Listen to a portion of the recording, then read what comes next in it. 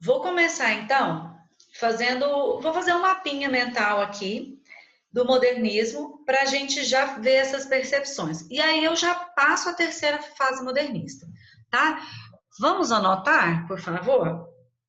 Vou resumir bem o modernismo. Vou começar, vou tentar dar uma enxugada aqui para a gente. Modernismo no Brasil.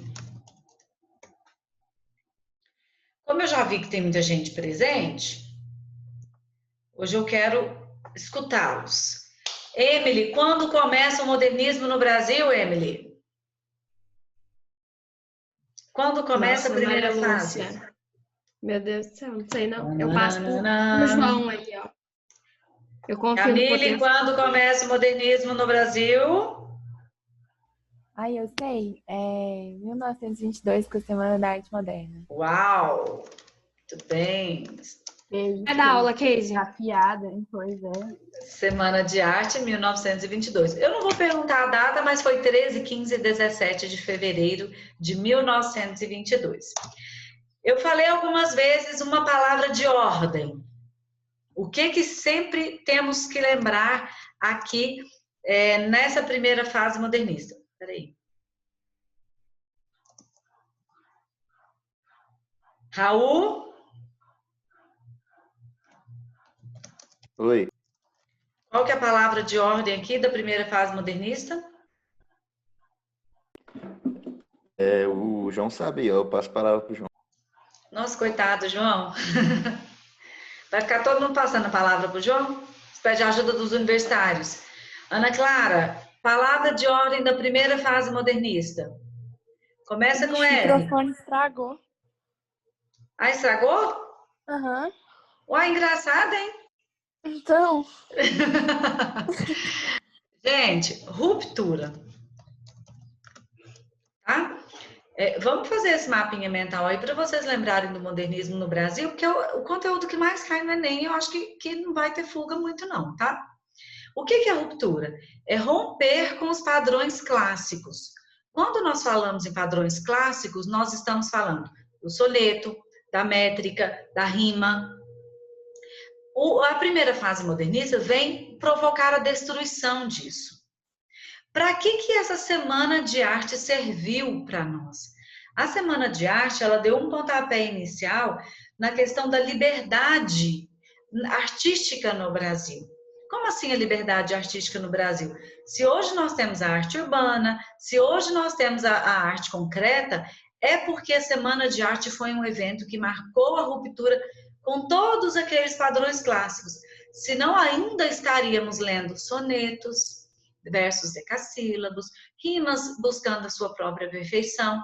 E aqui a Semana de Arte fez esse boom na arte a fim de provar essa ruptura, a fim de mostrar novos padrões clássicos, novos padrões estéticos, novos padrões formais. Vamos lá. Tainá, me fala uma característica dessa primeira fase que houve muita mudança, provocada pelos autores. Eu realmente não lembro. Alguma coisa na linguagem. Como que era a linguagem? Ela era formal, como era no parnasianismo, ou buscaram uma certa inovação? Eu realmente não lembro. A linguagem era uma linguagem, como a primeira fase modernista é uma crítica ao parnasianismo, no parnasianismo nós temos extremamente formalidade, o vocabulário erudito, as palavras muito complexas, extremamente formal, baseado na gramática. Principal característica aqui que nós vamos conseguir encontrar em todas as obras na hora de você interpretar os poemas é essa questão. Inovação linguística. Ou seja, linguagem coloquial. A linguagem falada, a linguagem simples do dia a dia, tá? Só para você lembrar, para nós lembrarmos aqui, o parnasianismo era um período literário limitado para poucas pessoas. O público-alvo era extremamente curto, restrito. A partir dessa primeira fase modernista de 1922, essa geração de 22, né, que nós chamamos, a intenção era atrair o público, era tornar a cultura, a literatura de massa. O que é uma literatura de massa? Para todo mundo. Olha a importância dessa primeira fase modernista, desse movimento, desse evento chamado Semana de Arte Moderna. Se hoje nós temos acesso à cultura, se hoje nós temos acesso à literatura, é graças à Semana de Arte Moderna. Já que lá no parnasianismo a literatura era para um pequeno grupo de pessoas, principalmente centradas no Rio de Janeiro. Então, não era popular, ela era extremamente restrita. Outra característica, Juliana, nós falamos da linguagem, outra característica da temática. O que vai mudar aqui, Juliana?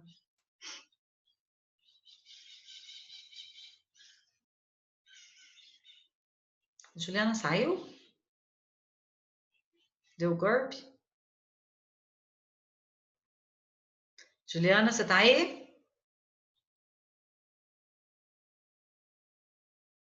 Acho que não, né? Ah, mas ela tá na aula. Vitória, uma característica na temática. Ah, Maria Lúcia, não sei. Principal obra, eu vou te ajudar. A principal obra era Macunaíma. Macunaíma procura resgatar o quê? Quem que era Macunaíma? Um índio. O que procurava resgatar com o índio, então? Quem que foi o índio As para o coisas Brasil? naturais do Brasil. Isso, a cultura brasileira, tá? A valorização da cultura brasileira. Só que a cultura, gente, da cultura brasileira. Só que a cultura aqui, pessoal, vamos anotar para a gente não esquecer mais. Só que a cultura aqui não é a cultura passada com altos aspectos sociais. Por exemplo, no parnasianismo, buscava-se Paris como referência, né? A Belle Époque, a questão de ir a Paris, até os tecidos, a arte, toda relacionada à Europa. A valorização da cultura brasileira é a cultura simples, é o falar brasileiro, o morar brasileiro, o humilde, as questões mais simples, é morar numa casa simples, é viver no campo, denunciar o parnasianismo, é viver o jeito que o brasileiro vive, tá? Então, é uma valorização da cultura brasileira. Outra questão que nós podemos também destacar nessa primeira fase modernista quando a gente fala da valorização, nós temos aqui também o índio, né, que nós dissemos de Macunaíma. O índio com suas lendas e o índio com seus mitos. Esse resgate cultural vai vir primordialmente em Macunaíma, tá? A questão do índio. Agora, a valorização da cultura brasileira nós vamos encontrar em vários poemas. Aqui, crítica ao parnasianismo. Eles chamavam o parnasianista de sapos. Os sapos da lagoa, parecendo aquela música infantil, né? A linguagem, então, vem com um tom irônico, porque busca ser sarcástico ao se referir aos aspectos que nós já tínhamos dentro da literatura. Quando ele se refere ao parnasianismo, foi, não foi, foi, não foi. Aquela repetição dos poemas parnasiano aguado. O que é algo aguado? Algo sem graça. Então, o tom é irônico, irreverente, é um tom novo no eu lírico. O tom irreverente. E nós temos 3 autores principais que não podemos esquecer. Enzo, lembra de um?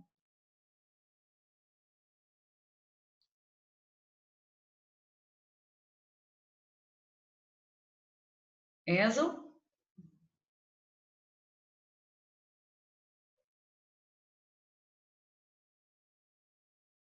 Esse povo tá só de corpo presente? Quem tá na aula e não tá? Júlia Dias, lembra de algum autor?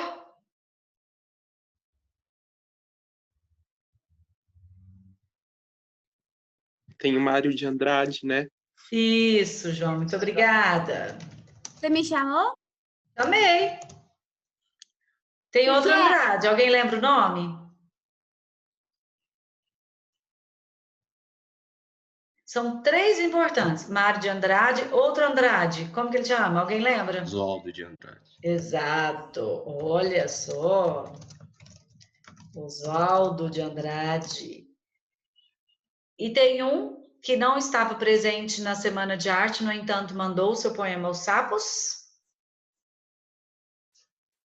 Manuel Bandeira.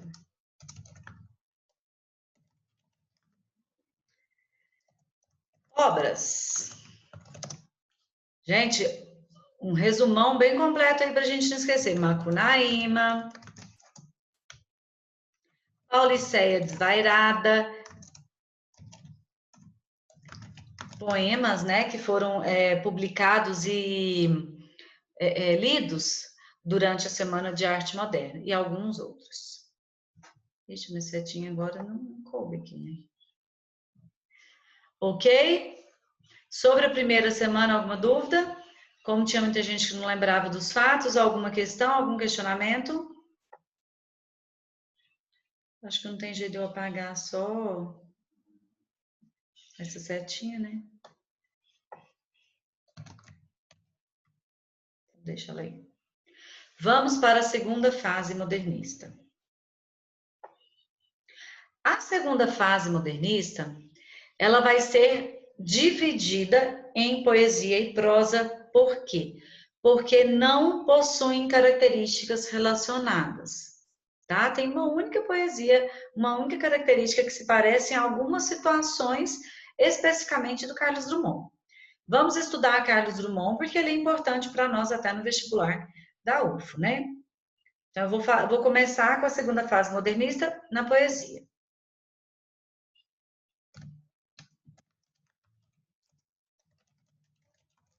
A segunda fase modernista, nós também vamos chamá-la de geração de 30. Então, vocês vão ver também algumas questões, alguns recursos, não só a segunda fase modernista, tá? Podemos encontrar também geração de 30. Ah, poesia, né?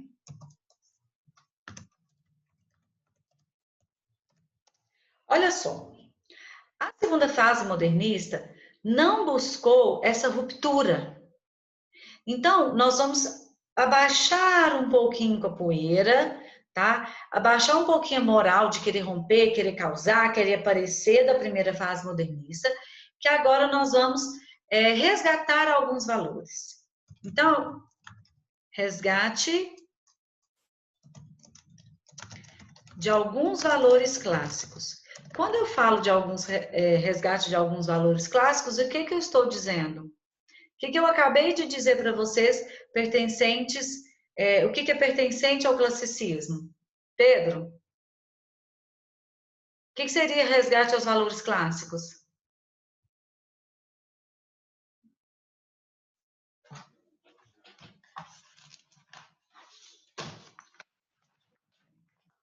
Pedro também não está aí, não?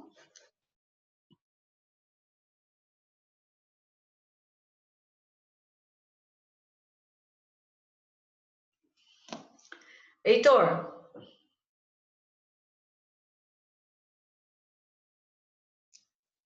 Gente, o que seria o resgate aos valores clássicos? Não tem ninguém aí? Ah, é tipo resgatar a antiguidade clássica, a mitologia. E se for na forma do clássico?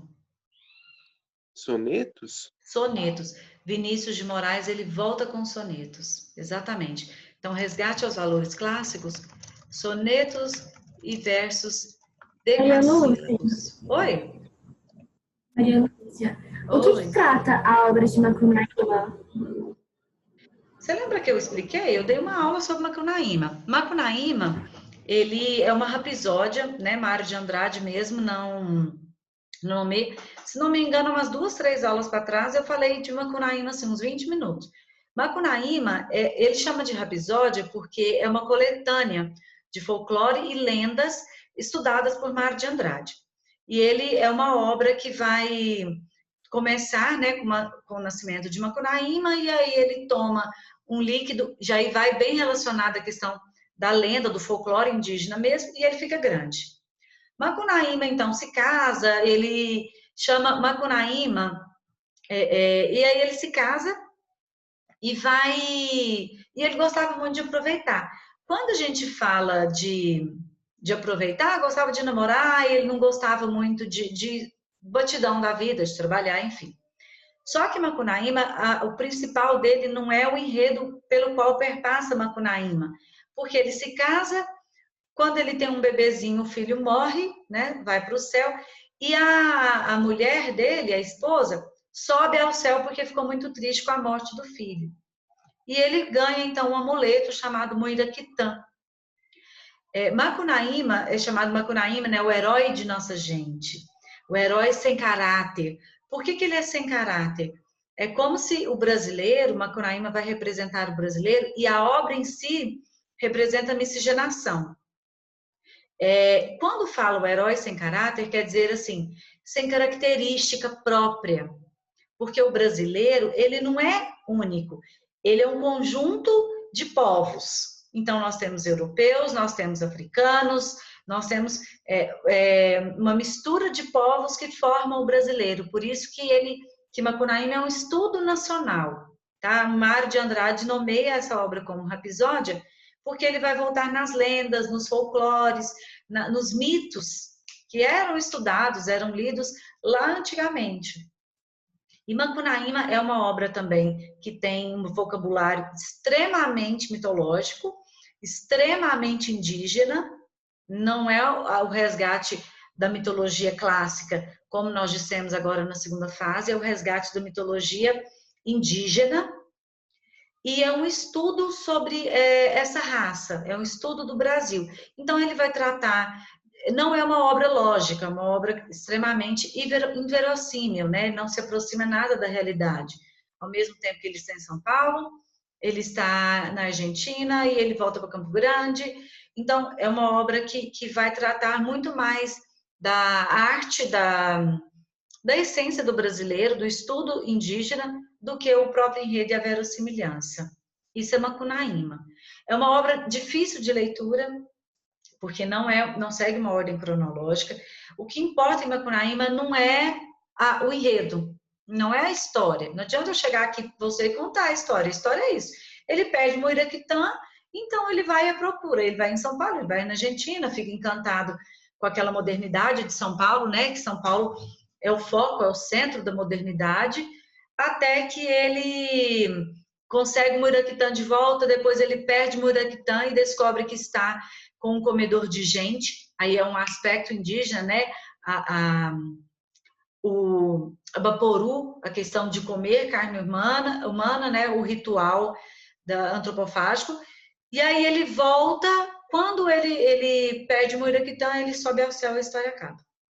Então o enredo em si ele não tem muita essência. O que tem essência é por detrás desse enredo, é o estudo da mitologia, das lendas, da história mesmo do índio e da nação brasileira. Ainda é considerado por nós brasileiros até hoje a obra mais completa em relação à nação brasileira, aquela que quer buscar a essência mesmo, a raiz do Brasil. Isso é Macunaíma. É uma obra interessante de leitura, mas é uma obra que não é uma leitura que você tem que fazer por obrigação, é uma leitura que você tem que fazer por conhecimento. Tá? É interessante, eu já li há algum tempo, outra época eu comecei a leitura novamente, porque não é uma leitura totalmente fluida, né? Uma vez que tem um vocabulário extremamente indígena. Algumas questões bem diferentes aí. Mais alguma dúvida? Então vamos voltar à segunda fase modernista. Então na geração de 30, né, resgate dos valores clássicos, sonetos e versos decassílabos. Aqui eu vou abrir um parêntese, porque isso aqui vai acontecer com Vinícius de Moraes, tá? Não são todos os autores que vão fazer esse resgate. Carlos Drummond de Andrade, um tom extremamente coloquial. Ele vai voltar, perdurar, né, e voltar às questões do coloquialismo. Outra característica é a cultura brasileira simples.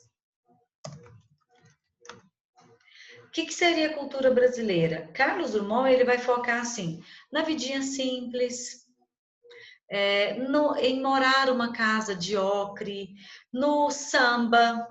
Ele vai focar em aspectos culturais do bom brasileiro, não aquela cultura que quer se mostrar para fora do país. Uma cultura bem centrada aqui no Brasil. Outra questão, a poesia de engajamento. O que é isso?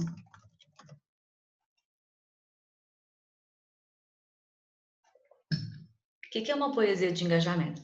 Preocupação social. A segunda fase modernista, na prosa, vai direcionar extremamente para a questão social, para a seca, a fome, a miséria, para todas as mazelas trazidas pela seca, o menor abandonado, o negro, o estupro, a falta do apoio governamental. Isso é lá na prosa. Só que a poesia não vai ter essa forte essência. No entanto, vai apresentar uma certa preocupação. Na segunda fase modernista, nós vamos ter o final da Primeira Guerra Mundial. Então, nós vão ser apresentados agora muita inovação, tá? Muita questão o fim da Bolsa de Nova York, tem muita mudança no mundo como um todo. E há essa certa preocupação do engajamento, porque o centro, o foco do país ainda está no Sudeste. Então, há, de certa forma, uma preocupação mundial, principalmente com Carlos Drummond de Andrade, tá? Essa poesia do engajamento. Vamos lá, João, lembra de alguma coisa do Vinícius de Moraes? Você fala poema dele? Característica. Só desse resgate aos valores clássicos mesmo. Isso. Vinícius de Moraes, acredito eu que você se lembra alguma coisa. Nós já lemos Vinícius de Moraes na infância, né? Então, essa questão da rima, que a gente lembra da poesia dele por causa dessas rimas, né? Que nós aprendemos na infância. E Vinícius de Moraes, ele tem uma característica aqui importante, porque ele começa com a poesia e depois ele vai para a música. Há alguns críticos que falam que Vinícius de Moraes mudou muito depois que ele foi para a música. Tanto é que ele, Tom Jobim, criaram a bossa nova, que foi um ritmo inovador para aquela época aqui no Brasil. Então, dentro da poesia, da poética de Vinícius de Moraes, ele vai tratar como amor. Ele fala muito nos seus sonetos o amor, o sonho, como temas universais, tá? Assim como Camões. Ele vai tratar do amor, assim como Camões, de uma forma universal. E Vinícius de Moraes, não sei se vocês já ouviram falar, ele era extremamente boêmio. Casou 14 vezes, gostava muito da vida noturna, não ia para um palco sem beber, sem fumar. Ele gostava muito dessa vida boêmia e ele morreu no meio dessa vida boêmia.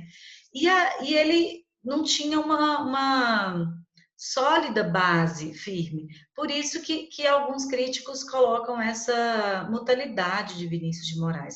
Mas ele é um autor extremamente, dentro da literatura, né, antes de se chegar à música, extremamente sensato na sua poética.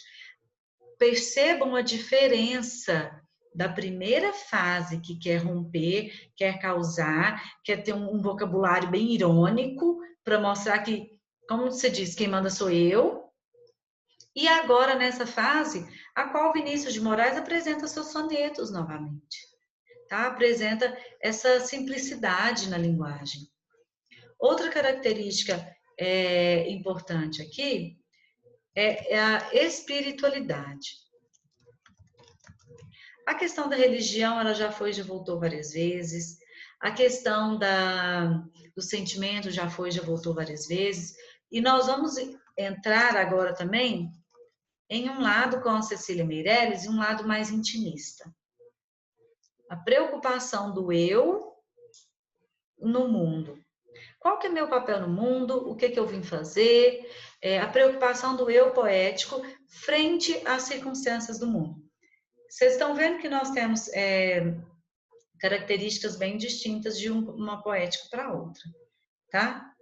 Aqui eu vou colocar resgate aos padrões clássicos, mas eu vou colocar também os versos livres. Por que versos livres? Porque Carlos Drummond de Andrade não segue padrões clássicos, Cecília Meirelles algumas vezes sim, em outras situações não. Então agora nós temos uma liberdade de escrita, tá? Então essa questão aqui da escrita também é importante. Autores da segunda fase modernista na poesia. Carlos Drummond.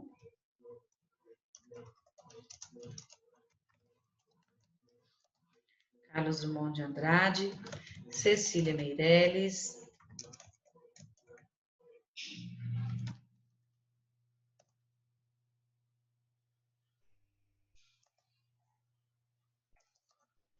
Vinícius de Moraes,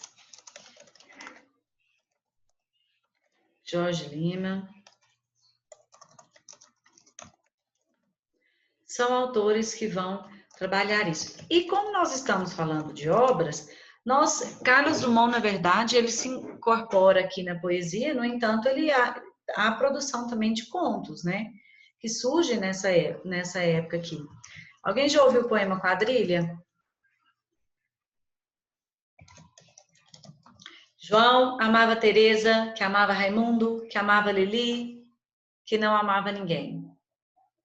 Já ouviram? Não? Sonetos de Vinícius de Moraes. Uma pedra no meio do caminho. Tinha uma pedra no meio do caminho. No meio do caminho tinha uma pedra. Já ouviram esse, do Carlos Drummond? Rosa de Hiroshima? E aí, gente, já ouviu? Conversem comigo. Já, mas eu não lembro muito, não. Nós vamos ver se a gente, então, pega um pouquinho mais de leitura e de obras. Vou tentar correr aqui para terminar a segunda fase modernista na poesia. Na prosa, na verdade, né? Falei errado.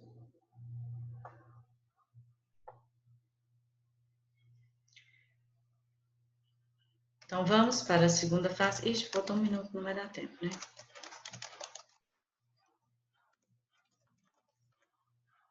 Na prosa.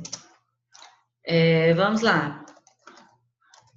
Vou só colocar as vertentes, então, porque o horário vai acabar. Romances. Eu tenho dois tipos de romance aqui. O romance intimista. E o mais importante deles, o romance regional. Dentro do romance regional, nós vamos encontrar muito forte aqui a presença da fome, da miséria, as mazelas trazidas pela seca, o menor abandonado, o que eu disse, né? O roubo, o assalto, os problemas sociais. Aqui sim nós vamos ter uma obra de engajamento social. Aqui nós vamos ter uma preocupação social, principalmente, só diferenciando esses dois aqui, o romance regional vai ter essa preocupação social, enquanto o romance intimista vai ter uma preocupação com o eu interior. Tá? É uma preocupação com o eu interior. Eu no mundo. Pessoal, o nosso horário já venceu. Então, nós vamos fazer assim. Próxima aula, a gente termina a segunda fase modernista e vê a terceira para nós entrarmos de fato nos outros. Eu sugiro algumas leituras, tá? Pelo menos para vocês conhecerem um pouquinho da poética de Carlos Drummond, já que é um poeta tão importante, tanto no Enem quanto na UFO para nós.